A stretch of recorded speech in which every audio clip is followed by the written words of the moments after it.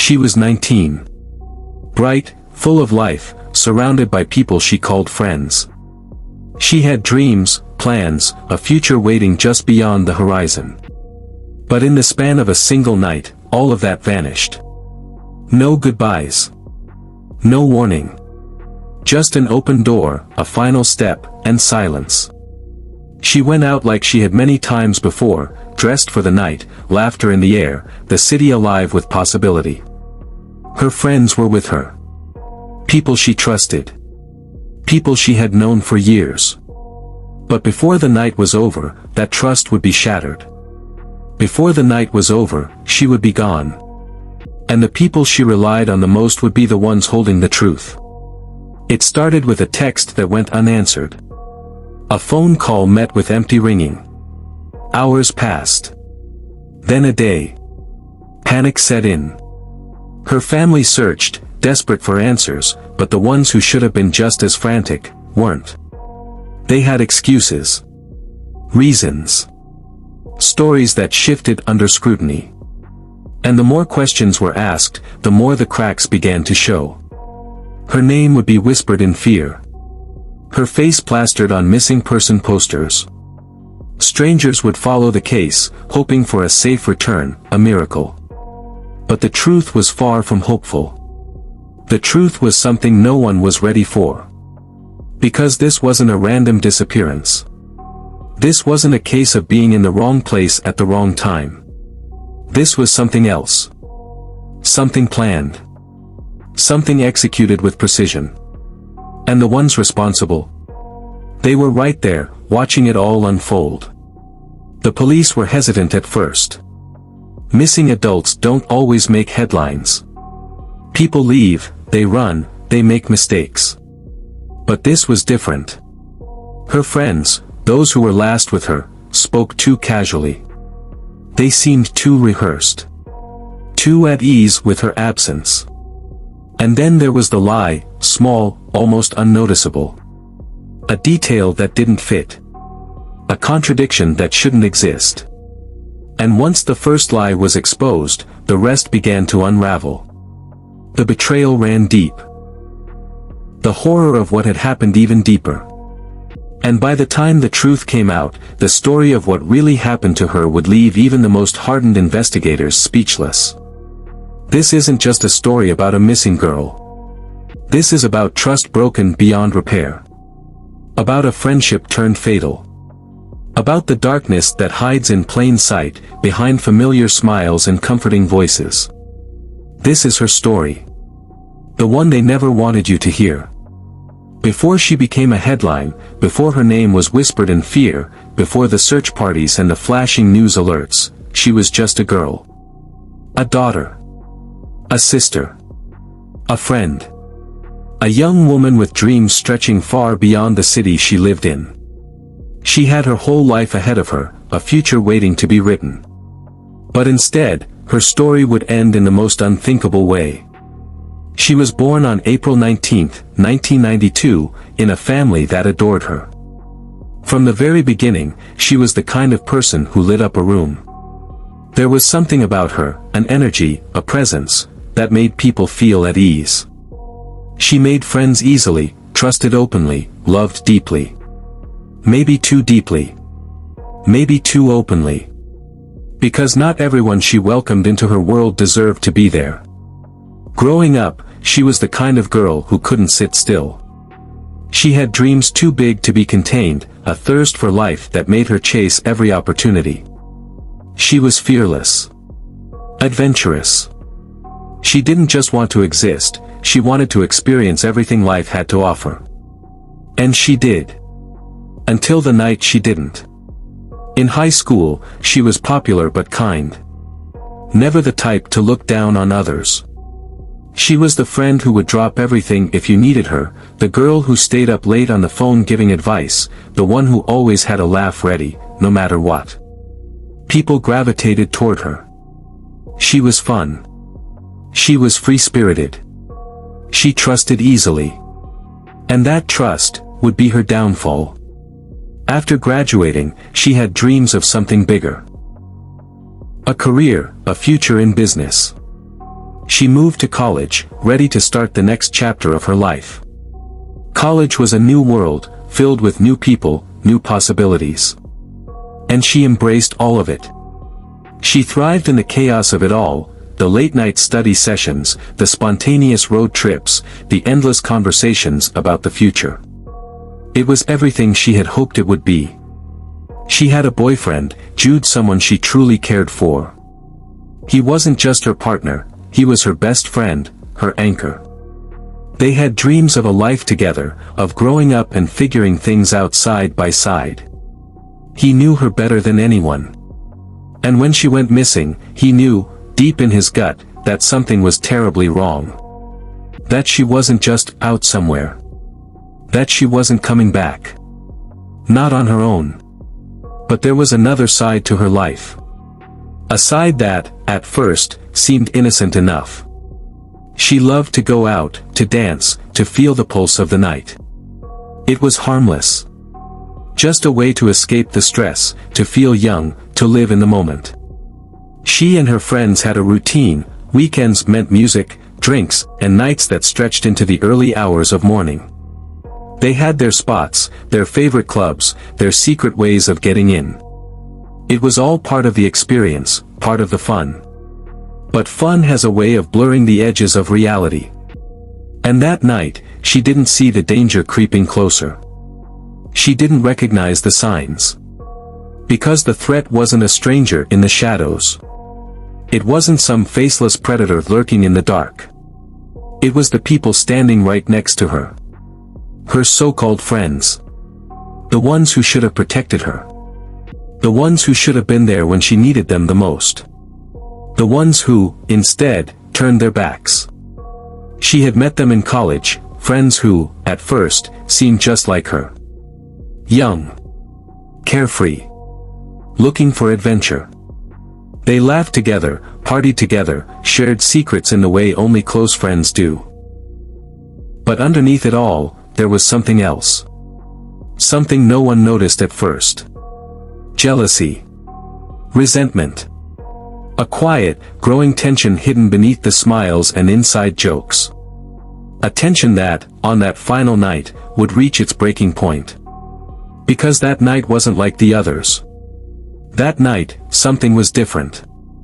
That night, the people she trusted most would make choices that would change everything. And by the time the sun rose, she would be gone. And they would have to live with what they had done. What happened between those hours? Why did they betray her? And what really took place in the moments leading up to her disappearance? The answers would come. But not right away. Not before the lies. Not before the cover-ups. Not before the guilt started to eat away at them, piece by piece. Because the truth, the real truth, was something none of them could run from. And soon, it would all come crashing down. March 31st, 2011. It was a Thursday night, ordinary to most, but for her, it was another night of excitement, another chance to escape into the music, the laughter, the carefree chaos of being young. She had plans.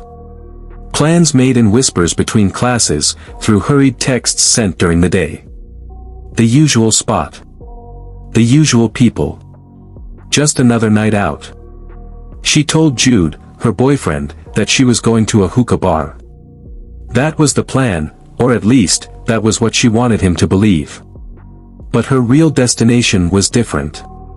A club. A place they had been to before.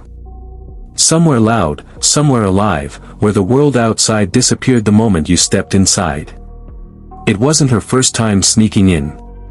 It wasn't the first time she had bent the rules just enough to slip past them.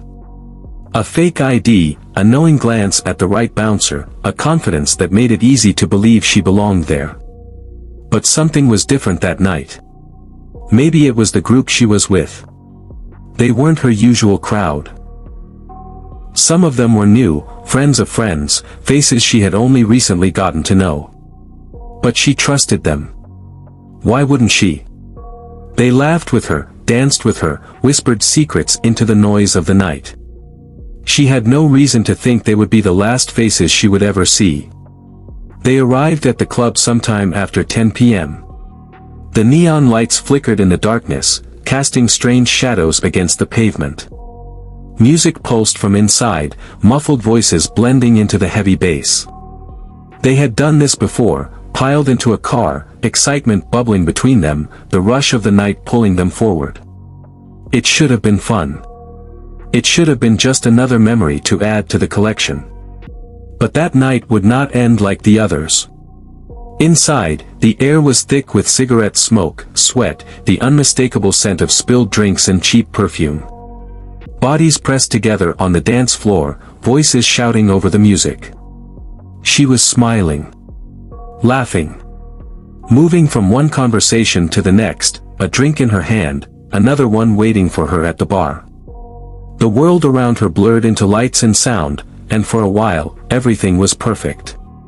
But then the drinks kept coming. And soon, she had lost track of how many she had. Soon, her steps weren't as steady.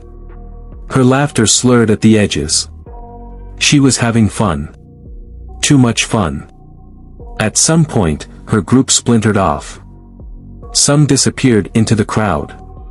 Others moved toward the VIP section. But she stayed. Drinking.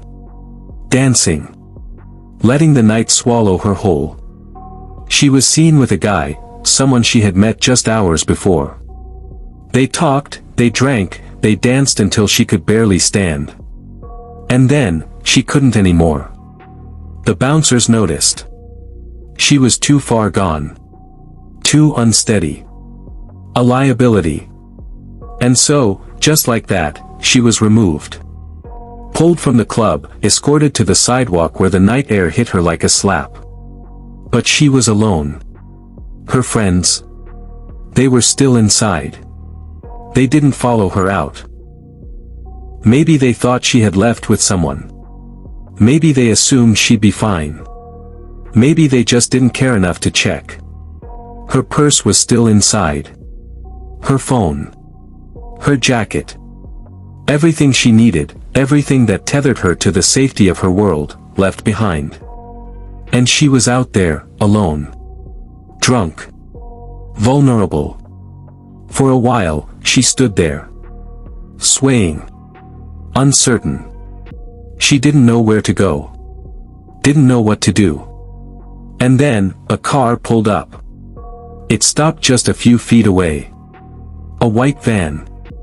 The kind that blends into the background, the kind no one looks twice at. The window rolled down.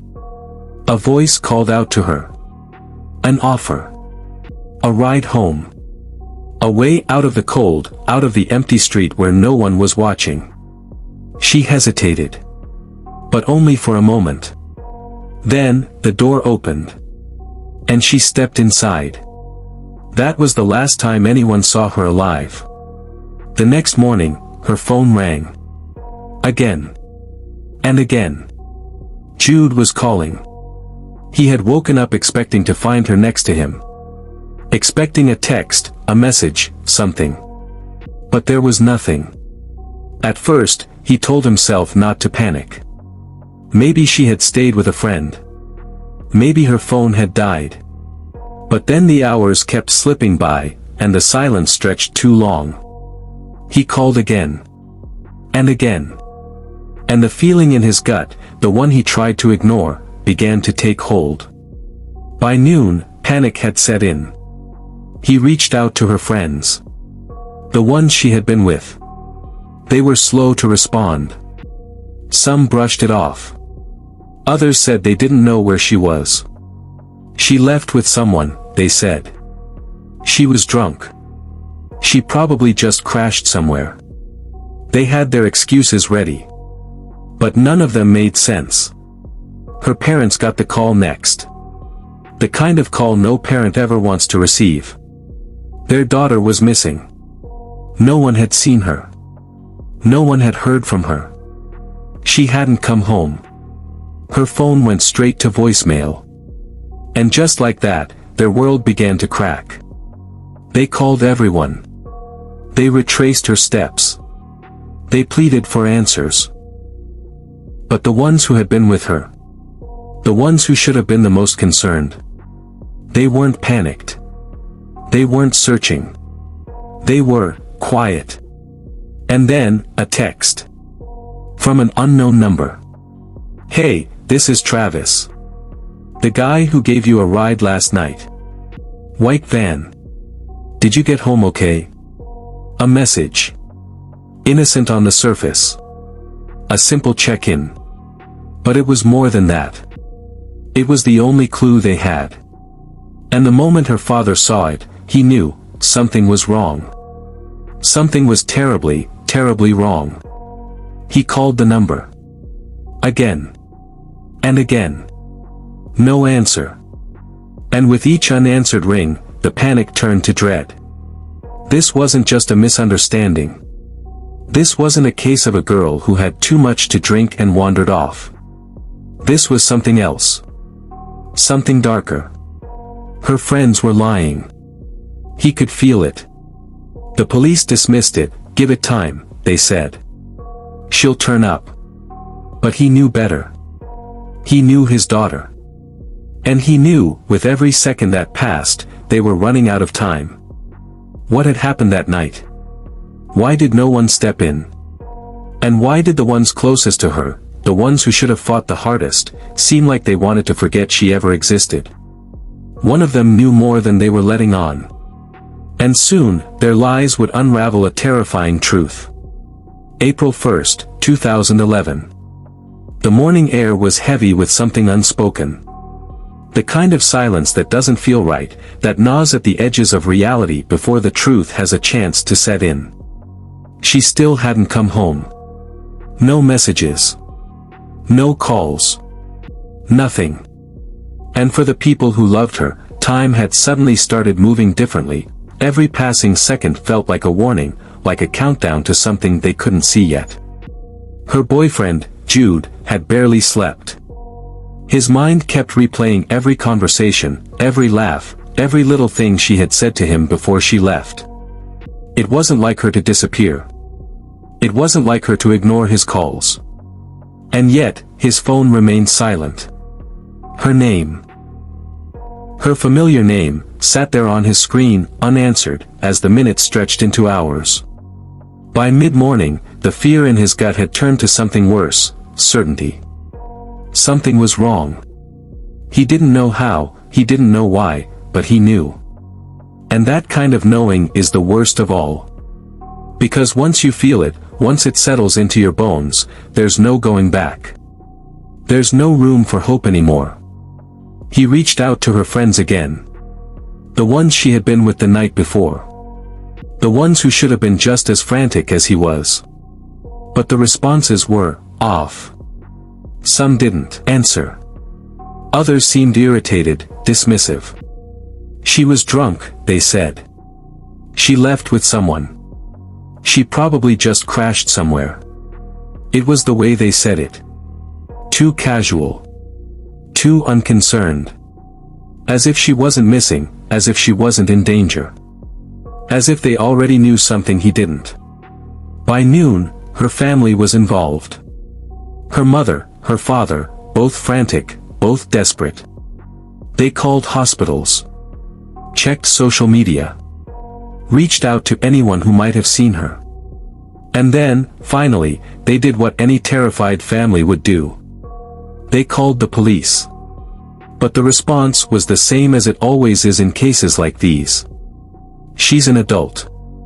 Give it time. She might come home on her own. They were told they couldn't file a missing persons report yet. 72 hours. That's what they were told. 72 hours before they could officially call it what it already was. But they didn't have 72 hours. They barely had time left at all. So they did what the police wouldn't. They searched. They retraced her steps. They called every friend, every acquaintance. And then, they found it.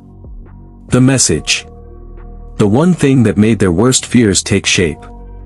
"Hey, this is Travis. The guy who gave you a ride last night. White van. Did you get home okay?" The moment her father read it, something inside him shifted. He had seen enough in his life to know when someone was lying. When someone was pretending to care. And this message? It wasn't concern. It wasn't genuine. It was something else. Something that made his hands tremble as he gripped the phone. Who was Travis? Where did he take her? Why was he the one reaching out? And why wasn't she the one sending that message? They called him. Over and over. No answer. Until, suddenly, he picked up. His voice was steady. Too steady. He had a story ready before they even asked the questions. He had been driving, he said. Saw her standing outside, talking to a homeless man. She looked lost. She needed a ride to her car. He took her there. But she couldn't find it. So she asked him to take her home instead. That was it. That was the last he saw of her. She walked off. Just disappeared. It was neat. Too neat. A story without rough edges. A story rehearsed. Her father didn't believe him. Not for a second. He wanted to see him. Look him in the eyes. And he wasn't going alone. He grabbed his gun. By the time he arrived at the meeting spot, a gas station on the edge of town, Travis was already there, standing next to his van. But he wasn't alone. He had brought a friend. Maybe for protection. Maybe to make himself seem less guilty. It didn't matter. Her father wasn't leaving without answers. He demanded to know everything. Every detail. Every second of that night. And Travis? He played his part well. He nodded. He explained. He even cried. He swore he wished he had done more, that he should have made sure she got home safely. And yet, every word he spoke felt wrong. Forced. Empty. And then, there was the van. It looked clean. Too clean. Spotless, almost. The kind of clean that felt unnatural. And then the smell hit him. Bleach. Overpowering. Clinging to the air, thick and heavy. It wasn't just clean. It had been scrubbed. Erased. Her father felt the rage coil in his chest.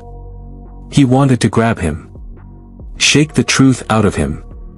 But he wasn't stupid. He knew if he let his anger take control, he'd lose any chance of finding out what really happened. So instead, he turned to the police. Told them everything. The message. The inconsistencies. The van. The bleach. He pleaded with them to investigate. But still, they waited. Still, they hesitated. Still, they treated it like it wasn't urgent. Like she would just walk through the door any moment now. Like she wasn't already lost. But they were wrong. They were so wrong. Because the truth wasn't buried in the shadows. It was right there. Sitting in that van. Written all over Travis's face. And still, no one was seeing it. Not yet. In the days following her disappearance, the weight of uncertainty grew heavier. The questions multiplied. The theories spiraled. But through it all, one thing became clearer with each passing hour: someone was lying. Someone knew more than they were saying. And the ones who should have been the most concerned, the most desperate to bring her home, were acting as if she had never existed at all. Her so-called friends. The ones who had been with her that night. The ones who watched her stumble out of the club alone. The ones who never once stopped to ask, "Where is she?" At first, they kept their distance. The calls from her family went unanswered, or worse, met with vague, dismissive replies. "I don't know. She left with someone. I wasn't paying attention." Their stories lacked urgency. Their concern felt rehearsed. And then, when the police finally pushed for details, their stories didn't just lack urgency, they lacked truth. One said she had left with a man from the club. Another said she was talking to a homeless person. A third insisted she had just wandered off. But which was it? Because it couldn't be all three. And when their stories started to contradict one another, it became clear, they weren't just forgetting details. They were covering something up. The police turned their attention to them. Who were they? How deep did their connection to her run? Had they always been her friends? Or had they been something else entirely? Something much worse. One of them had known her for years, a friendship dating back to high school. Another had only been close to her for a few months. But one name kept surfacing. One person who, before that night, had been a fixture in her life. Someone she trusted. Someone she spent almost every weekend with. And yet, in the days after she went missing, that person had barely said a word. Betrayal doesn't happen overnight. It builds slowly, hidden beneath forced smiles and hollow laughter. And when the detectives started digging, they found something unsettling. A pattern. Small, unnoticed moments that now, in hindsight, seemed impossible to ignore. There had been tension before. Subtle, quiet conflicts. Jealousy. Arguments masked as jokes. Moments where her so-called friends seemed just a little too eager to see her stumble. And the more they looked, the clearer it became, this wasn't just a case of negligence. This wasn't just a group of careless friends who failed to protect her. This was something else. Something planned. Something deliberate. But just as the police started to tighten their grip, just as the pressure started to build, something happened. A break in the case. And it didn't come from her friends. It came from a grainy security camera. A silent witness to something unspeakable. Footage surfaced. Taken in the early hours of April 1st. A white van pulling up to a bakery's back entrance. The driver stepping out, rolling something behind him. A cooler. Large. Heavy. Sealed shut with duct tape.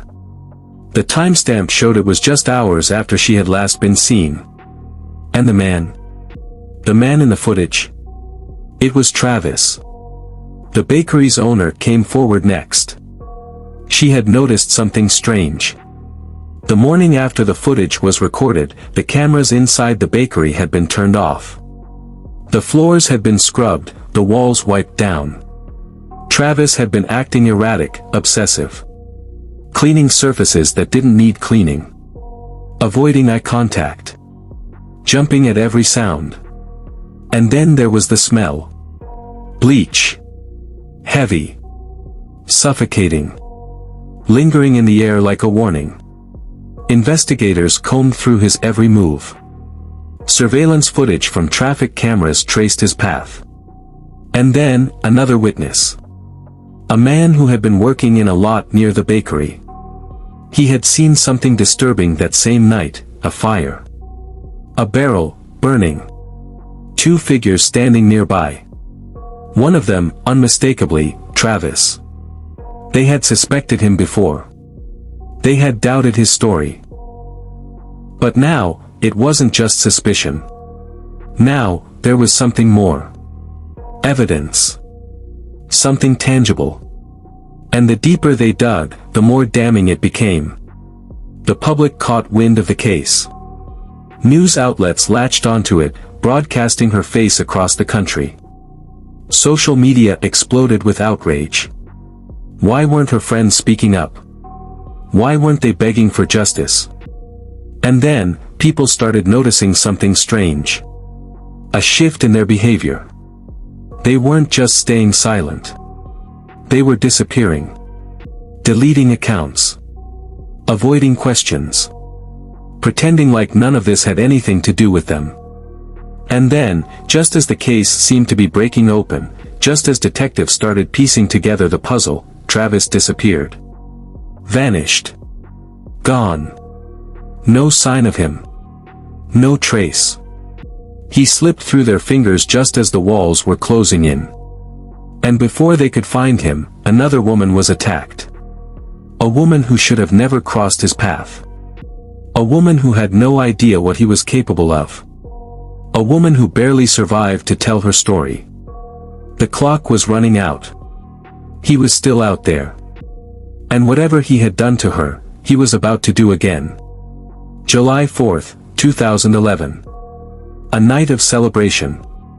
Fireworks exploding in the sky. Laughter spilling into the streets. Families gathered. Friends toasting to another year of freedom. But somewhere else, in the quiet of a small apartment, a woman was fighting for her life. And no one knew it yet. Her name was Lydia Tillman. She was 30 years old. Independent. Strong. The kind of person who believed in kindness, in second chances. The kind of person who never saw the worst in people. Not until the worst was standing right in front of her. She had spent the evening watching fireworks, the night air thick with smoke and the scent of barbecue. The streets were crowded, alive with celebration. But when she walked home, she was alone. She didn't know she was being watched. She didn't see the danger trailing behind her, waiting for the perfect moment to strike. And when she reached her door, when she turned the key and stepped inside, she had no idea she wasn't alone anymore. It happened fast. Too fast. A blur of motion, a shadow moving in the darkness. And then, pain. A sudden, violent impact. Hands grabbing, pulling, forcing. A fist colliding with her skull. Again. And again. And again. She fought. She tried to scream. But he was stronger. Faster. He didn't just want to hurt her. He wanted to erase her. To make sure she would never tell anyone what he had done. He poured bleach on her body, burning her skin, choking her lungs. He doused her apartment with it, scrubbing away every trace of himself, erasing every sign of his presence. And then, as if that wasn't enough, he set the room on fire. The flames spread fast, consuming everything. Smoke filled her lungs, the heat pressing down on her, suffocating her. She could have given up. She could have stayed there, let the fire take whatever was left of her. But she didn't. She made it to the window. A second-floor drop. It wasn't a choice. It was survival. And so she jumped. She hit the ground hard, her body broken, battered, bleeding. But she was alive. Barely. And as her consciousness faded, as the sirens screamed in the distance, she became the one thing her attacker never expected her to be. A witness. When the paramedics arrived, they didn't know if she would make it. Her injuries were severe. Brain damage. Broken bones. Chemical burns from the bleach. The doctors placed her in a medically induced coma, giving her body time to heal. And while she lay in that hospital bed, the world outside kept turning. People celebrated their holiday. Families watched fireworks. And her attacker? He walked away, disappearing into the night as if nothing had happened. But he had made a mistake. A crucial one. He had underestimated her. He had assumed the bleach would destroy all the evidence, that the fire would burn away any trace of him. But it didn't. Not all of it. And when the doctors cleaned her wounds, when they examined her hands, they found something he had left behind. DNA. Microscopic traces. Skin cells buried under her fingernails. Proof that she had fought. That she had clawed at him, grabbed at him, taken something from him before he could take everything from her. That DNA would be his undoing. The crime scene was a mess, ashes, blackened walls, melted furniture. The bleach had masked the smell of blood, but it couldn't mask the violence. The brutality. And when investigators processed the evidence, when they ran the DNA, they found something they weren't expecting. A match. A name they had already heard before. A name they already suspected.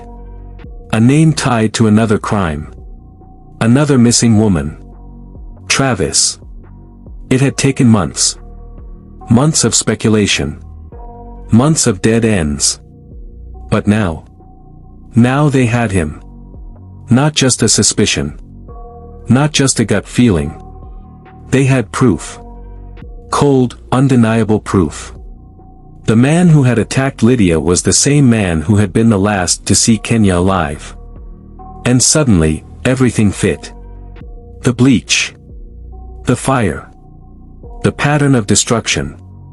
The desperate need to wipe away evidence. It wasn't random. It wasn't an isolated act of violence. This was who he was. This was what he did. And this time, he had left behind the one thing he never wanted anyone to find. His identity. The moment the DNA results came in, the search for Travis became a manhunt. The police knew they couldn't let him slip away again. Not this time. He had gotten away with too much. Lied too easily. Walked too freely. But now they had everything they needed to put him away. And as they closed in, as the walls started closing around him, there was only one question left to answer. Where was Kenya? He had run for months. Lied. Manipulated. Walked freely among the unsuspecting, hiding behind a mask of feigned innocence. But now, Travis was out of time. There were no more alibis. No more carefully crafted stories. No more ways to twist the truth to his advantage. The evidence had caught up with him. The DNA had spoken. And the man who had spent his life slipping through the cracks, had nowhere left to hide. On July 11, 2011, Travis Forbes was arrested. And for the first time, he was forced to face the truth he had spent months trying to bury. But still, he didn't break easily. He sat across from detectives, calm, calculated. He had been in this position before. He knew how to play the game. But this time, the rules were different. This time, he wasn't just a suspect. He was a man cornered. A man facing something far worse than a few months behind bars. The death penalty loomed over him, and for the first time, he felt real fear. He didn't want to die. He had spent his whole life taking from others, erasing them from existence, leaving nothing but pain in his wake. And now, he was the one clinging to life. Desperate. Bargaining. Offering something in return for his own survival. He had a deal to make. And the only thing he had left to trade was the truth. So he spoke. Slowly at first. Choosing his words carefully. Testing the waters. And then, once he started, he couldn't stop. "I'll tell you where she is," he said. "But I don't want to die." The room went silent. The detectives leaned in. They had spent months chasing shadows, following dead ends. And now, in this moment, the monster himself was finally ready to reveal what they had been searching for all along. The truth was worse than anyone had imagined. Kenya never stood a chance. She had been drinking. Laughing. Living in a world where danger didn't seem real. She trusted too easily. And when she stepped into that van, she had no idea she was stepping into the hands of a predator. Travis drove aimlessly at first. Making conversation. Playing the part of the concerned stranger. But then, the mood shifted. Kenya started realizing something was wrong. The streets weren't familiar. The turns weren't leading home.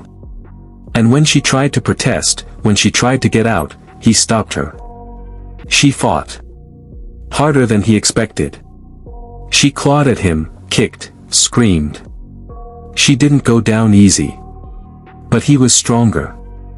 He overpowered her. Wrapped his hands around her throat. And then, silence. When it was over, when the fight had drained from her body, when her last breath had slipped away, he sat there. Staring. Thinking. He hadn't planned this. Not exactly. But now that it was done, he needed to erase the evidence. Clean up the mess. And so, he did what he always did. He got rid of her. He took her body to a remote field. Buried her beneath the dirt. Left her alone in the darkness. And then, he moved on. As if she had never existed. As if she had been nothing more than a fleeting moment in his life. But she wasn't nothing. And now, finally, the world would know what had been done to her. The courtroom was packed. Journalists, spectators, Kenya's family, Lydia, each one waiting to hear the words they had longed for. Justice. Closure. The sentencing of a man who had taken too much for far too long. Travis sat at the defense table, expressionless. As if none of it mattered. As if the weight of what he had done meant nothing to him. He had taken a deal. No death penalty. In exchange, he had given them the truth. And now, he was here to hear his fate. The prosecution laid it all out. The evidence. The confession. The pain he had caused. The lives he had shattered. The families he had destroyed. They painted him for what he was, a monster, a predator, a man who had no place in society. And when it was time for the victims' families to speak, the emotion in the room was unbearable. Kenya's mother stood before him, tears streaming down her face. She had spent months searching, hoping, pleading for her daughter to come home. And now, she had to accept that she never would. She spoke of the hole left in their lives. The pain that would never heal. The nights spent awake, wondering what her last moments had been like. Wondering if she had been afraid. If she had called for her mother. If she had known she was never going to make it home. Lydia spoke next. The woman who should have died. The woman who had survived.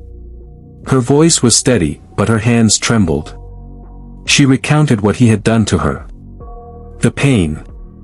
The fire. The bleach burning her skin. The way he had tried to erase her. But he hadn't. She was still here. And she was looking him in the eyes, showing him that he had failed. The judge didn't hesitate. The verdict was clear. Guilty. Life in prison. No chance of parole. No more freedom. No more running. No more escaping justice. Travis Forbes would spend the rest of his life locked away, forgotten by the world he had once terrorized. But the impact of his crimes didn't end in that courtroom. Kenya's case changed everything. The laws surrounding missing persons reports were scrutinized, reformed. No more waiting 72 hours. No more dismissing the fears of desperate families. Time mattered. And now, because of her, things would be different. Her family never stopped fighting. They turned their pain into purpose, advocating for those still searching for their loved ones, for those who had been silenced.